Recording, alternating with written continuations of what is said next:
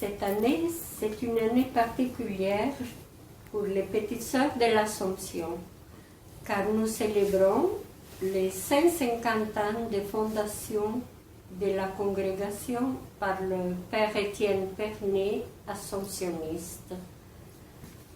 Nous sommes ici chez les assomptionnistes, à la Maison Généralice et plus précisément aux archives de la congrégation.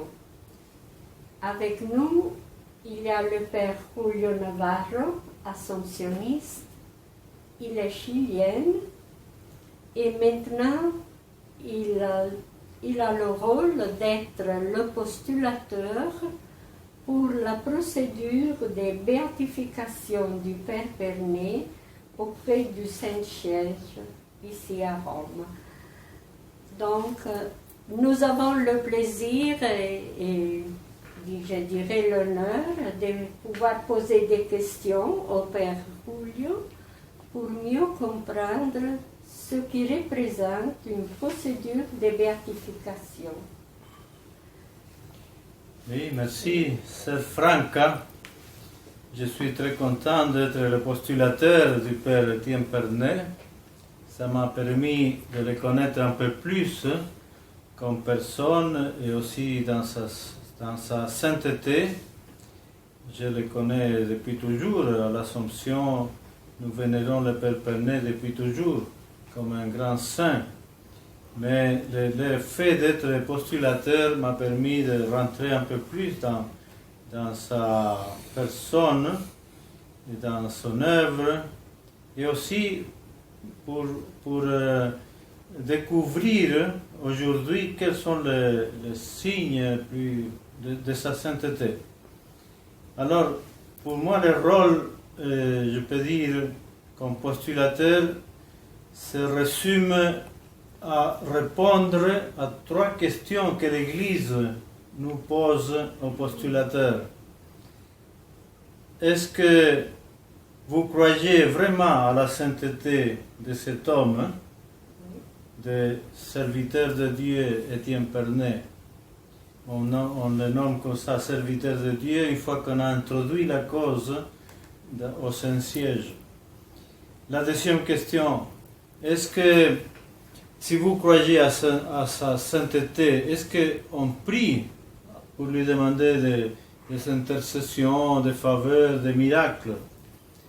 Et la troisième question, est-ce qu'il est vraiment un modèle de sainteté aujourd'hui pour l'Église, pour les hommes, les femmes d'aujourd'hui? Alors, pour répondre à ces 3 questions, ce n'est pas seulement une question de procédé juridique, mais il faut aussi des collaborateurs pour d'abord faire connaître la personne du Père Pernet, faire connaître dans un monde assez large. Parce que quand on nous demande est-ce qu'on croit à la sainteté du Père Pernet, c'est qui croit? D'abord, c'est l'Église locale, ça veut dire là où il a vécu, là où il a fait son œuvre, là où il est mort. Normalement, c'est Paris, n'est-ce pas? Mais l'Église locale, c'est aussi sa famille religieuse. Les petits sœurs de l'Assomption qu'il a fondé, les Assomptionnistes. Il était religieux assomptionniste, un des premiers disciples du fondateur. Alors, cette Église locale, est-ce que nous croyons vraiment à la sainteté de cet homme? Oui, je dois montrer cela comme postulateur, et je pense que ce n'est pas difficile pour nous de le montrer. Et montrer qu'il est toujours reconnu comme saint, ce qu'on appelle la fama sanctitatis, non? La réputation de sainteté. Mais finalement, c'est l'Église qui doit le dire. Ça veut dire, c'est les fidèles, ceux qui vivent de son spiritualité, de son œuvre. C'est l'Église qui dit d'abord, si, il est saint, nous le reconnaissons comme un saint. Après, officiellement, c'est les saints-pères et les organismes et la congrégation des saints qui font les procès juridiques. Mais c'est d'abord nous, sa famille religieuse, que nous devons montrer que nous croyons vraiment à sa sainteté. La deuxième chose, c'est la prière, parce que si on croit vraiment qu'il est près de Dieu, qu'il est un ami de Dieu, mais aussi qu'il continue à cheminer avec nous comme fondateur de Petites Sœurs, comme un frère des Assomptionnistes, comme quelqu'un qui aime les pauvres, il chemine avec nous encore aujourd'hui. Alors pourquoi pas lui demander des faveurs, de son intercession devant Dieu, puisqu'il est auprès de Dieu. Alors il faut aussi montrer, et on peut dire que la quantité de faveurs qu'on reconnaît au Père Pernet aujourd'hui, c'est très grand. On reconnaît de partout, dans différents pays du monde, on reçoit des témoignages de guérison ou de faveurs reçues par son intercession. Ça, c'est très important pour l'Église. Et finalement, est-ce que nous, les croyants, si nous croyons qu'il est vraiment un saint, est-ce que nous imitons ses vertus? Peut-être un peu plus loin, je vais dire quelle est son actualité aujourd'hui, pourquoi nous voulons le faire reconnaître aujourd'hui comme saint. Merci Julio. Tout ce que tu viens de nous dire, je le reçois comme une invitation, surtout nous les petites sœurs de l'Assomption, de nous engager profondément dans cette démarche, car je comprends qu'il est très important de commencer à vraiment nous-mêmes à croire à la sainteté du Père Pernet, apprendre à le prier avec les gens avec qui nous partageons notre vie quotidienne, et aussi à reconnaître qu'il est un exemple pour nous aujourd'hui et qu'il a une dimension prophétique que nous pouvons vivre aujourd'hui, notre manière de vivre aujourd'hui l'Évangile. Mais on va reprendre ça avec toi, l'actualité de l'inspiration du Père Pernet aujourd'hui. Je voudrais te demander aussi, c'est un peu une curiosité, comment se déroule une procédure de béatification? Concrètement, quel est ton travail? Oui, il faut dire que la cause de la procédure de béatification du Père Pernet a commencé dans l'année 1923 et 1924. On a ouvert le procès canonique à Paris en février 1924. Et après, le procès est passé à Rome en février 1928.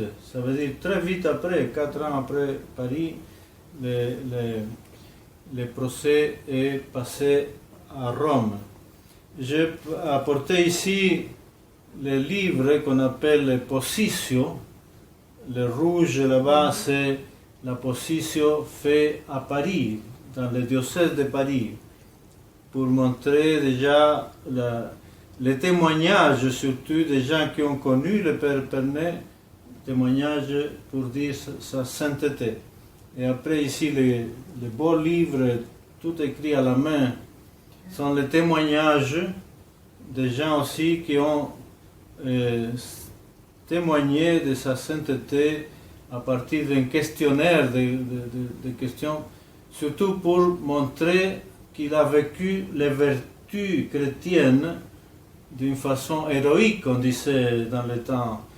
Aujourd'hui, on préfère dire qu'il a vécu comme un chrétien qui a imité le Christ d'une façon éminente, à un degré supérieur.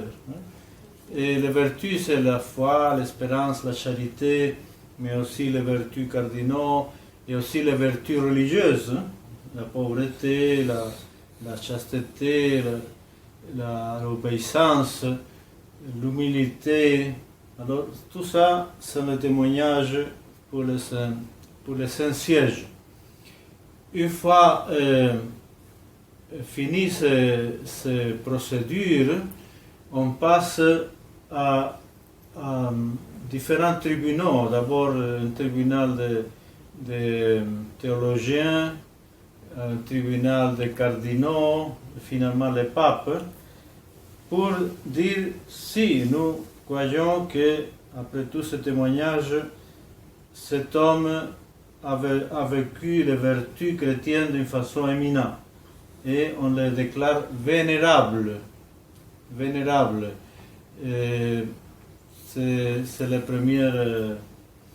Je dis toujours que le Père Pernet, c'était en 14 mai 1983 qu'il a été déclaré vénérable.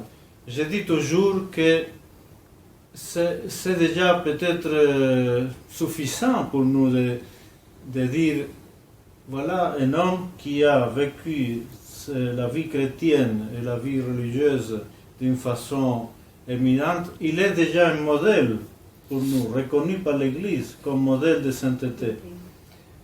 Après, le pas suivant sera un miracle. L'Église demande un miracle pour le proclamer bienheureux, la béatification, qui n'est que permettre un culte public. La béatification, la permet de faire un culte, une prière publique, comme si, comme quelqu'un qui est près de Dieu. Et la canonisation, c'est le culte universel dans toute l'Église. Mais je pense que pour nous déjà, le fait d'être vénérable, ça signifie que c'est un homme que nous devons imiter ses vertus et nous le prions pour intercéder. Et pour les miracles, j'ai apporté ici par exemple ce gros livre. C'est un des miracles que nous étudions actuellement. Ça a été au Canada, à Québec. Et on a ici tous les témoignages de personnes qui ont dit oui, vraiment, cette dame, Madame Gagnon, a été guérie par l'intercession du Père Pernet. Alors il y a les témoignages de la famille, des amis, des gens qui ont prié, et les témoignages des médecins qui ont suivi la malade. Seulement, ce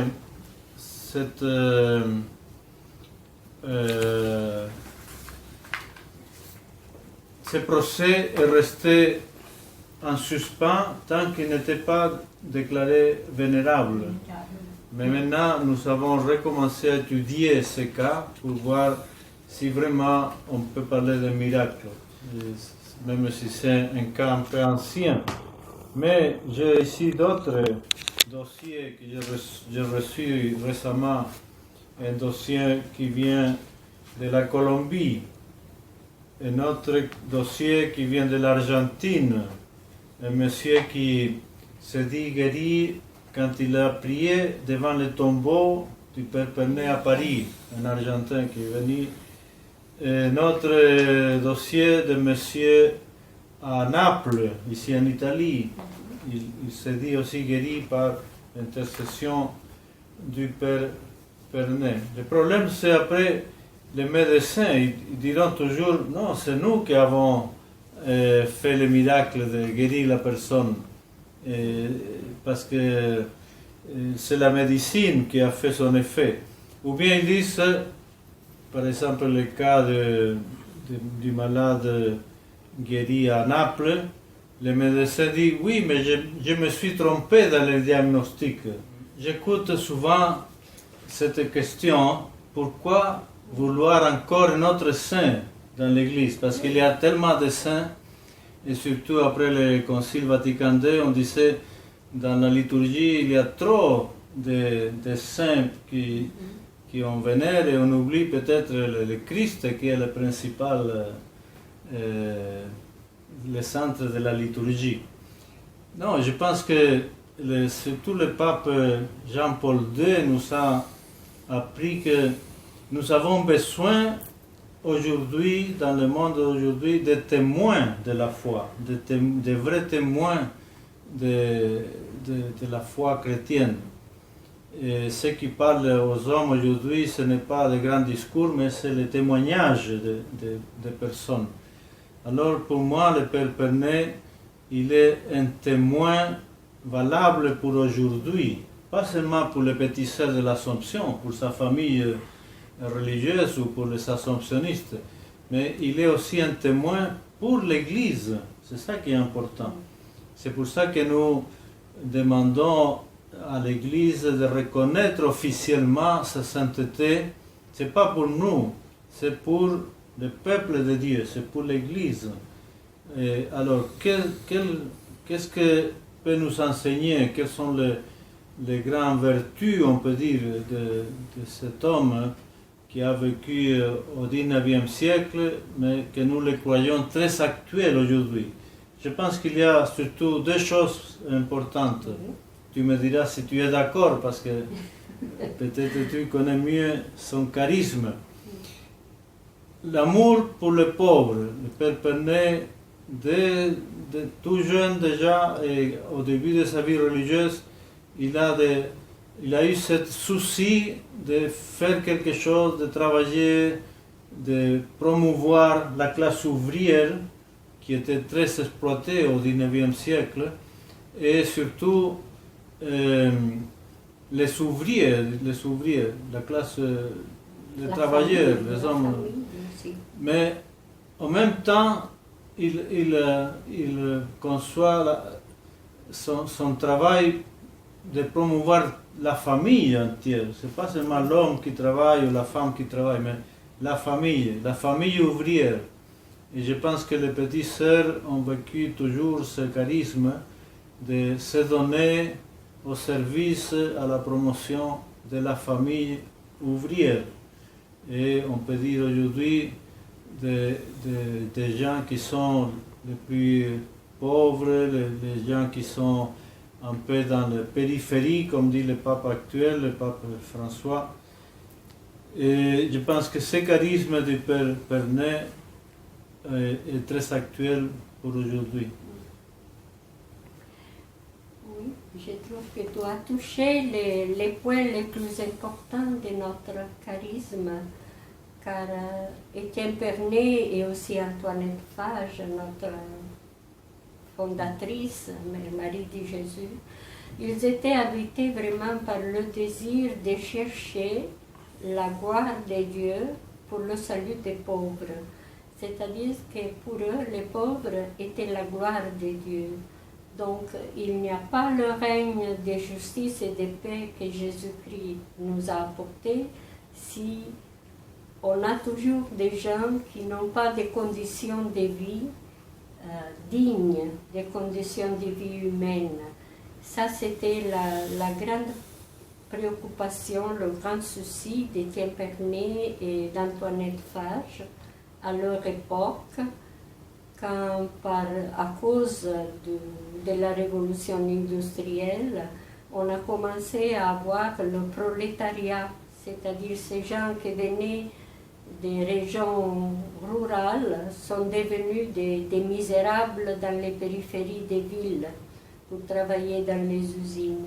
Et aujourd'hui aussi, nous continuons à chercher, partager notre vie avec les exclus de la société aujourd'hui. Encore un petit mot.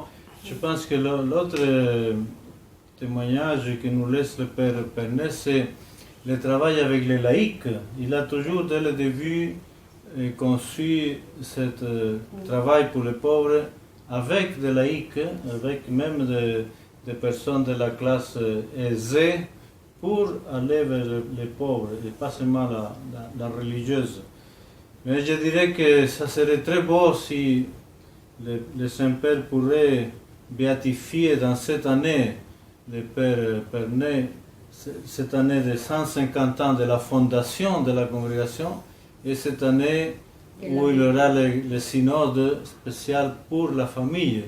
Alors ça serait un événement qui va très bien dans l'actualité d'aujourd'hui. Merci bien pour cette interview. Merci Franca. Merci.